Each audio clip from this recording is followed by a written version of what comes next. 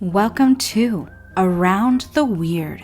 Here's your host, the museum curator of the strange and unusual, Mr. Nothing. Thank you, mysterious voice, and welcome back to Around the Weird, a booktube channel where I talk about all the unusual and out of the ordinary literature that I have found in my travels. Today it is Short Story Tuesday, and I wanted to talk about a short story that especially gets at the around the part as we're talking about a short story from the Philippines. It is a short story about a family meeting a son or a brother's new wife. I am referring to How My Brother Leon Brought Home a Wife by Manuel Arguilla, which was published in 1940. For those who don't know, Manuel Arguilla was a Filipino writer who lived between the early 1900s and the mid-1900s. Unfortunately, he died during World War II as he was killed by the invading Japanese army. And he was made a martyr for that reason. He frequently wrote stories about the Philippines, particularly highlighting the different lifestyles, the different kind of people living there. A little bit what you see in this short story today, as he talks about the rural versus the urban lifestyle and all of that. Not a lot to say about this author, especially because he died so young. But he does seem to have left an impact on literature, especially Filipino literature. So without further ado, let's talk about How My Brother Leon Brought Home a Wife. I will do a summary, a little bit of analysis, and we will move on from there. So How My Brother Leon Brought Home a Wife is from the perspective of Baldo, a Filipino farmer who he's watching as his brother Leon brings home his new wife Maria to meet the family, and they seem to be traveling from one part of the countryside back to a more rural area. And as they're traveling, Baldo notes that Maria calls Leon Noel, which is unusual to him. But he notes that it's just like Leon spelled backwards. And he also takes note of Maria's name, how it's not a specific kind of way, which you might find in the countryside, but it's Maria, which is especially noting that it comes from a city area. And Maria seems to be impressed and not really scared of Labang, the cow that they have. And it seems like throughout the story we're told that the family at least believes that Maria might have been scared by the cow, a new creature that she probably had never seen before. And as they're traveling, Leon questions Baldo. He asks Baldo why he's traveling down the Weg, which is the country path, instead of the Camino Real, which seems to be the countryside road. And Baldo says that their father told him to do that, as they would meet less people than if they have traveled on the Camino Real. But this seems to upset Leon because he doesn't really want to be traveling down the Weg, and I think he wants to impress Maria and not give her the wrong impression of what the countryside really is. And he even gets upset to the point where he's thinking about whipping Baldo, which is a very harsh thing to do to your brother, and suggests a weird power dynamic in this seemingly fraternal relationship. Might be a cultural thing there. I'm not 100% sure. And as they're traveling down the Weg, they encounter some neighbors, but Leon doesn't really want to talk to them. So he tells Baldo to just push through and keep riding to their parents' home. And they do arrive back home, and the family seems to love Maria.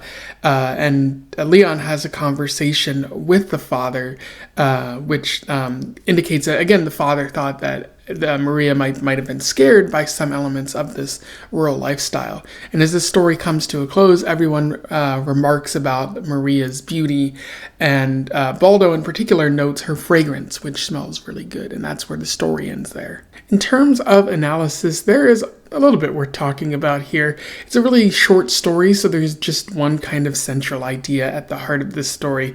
Arguilla is pretty clear in his intent in this story at times, and that is he's talking about the rural Philippines versus the urban Philippines, because Leon and Maria's or Noel and Maria's relationship or marriage really contrasts the two types of Philippines that there are. Or it contrasts it, but we don't really hear a lot from Maria, so we don't really get that good of a picture of what's going on for her. But from Leon's perspective, we see that he is from the humble farm, the humble rural lifestyle.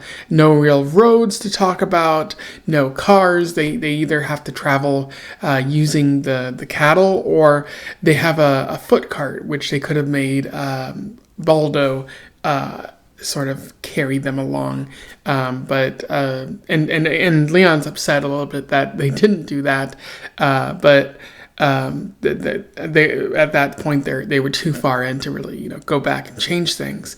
And there's the cattle, of course, like they grow food, and they probably butcher cows or milk cows or do stuff like that in an effort to get a little more out of the lifestyle that they're choosing to live. So the rural lifestyle is a very particular, maybe hardworking kind of way, whereas Maria comes from the dense city.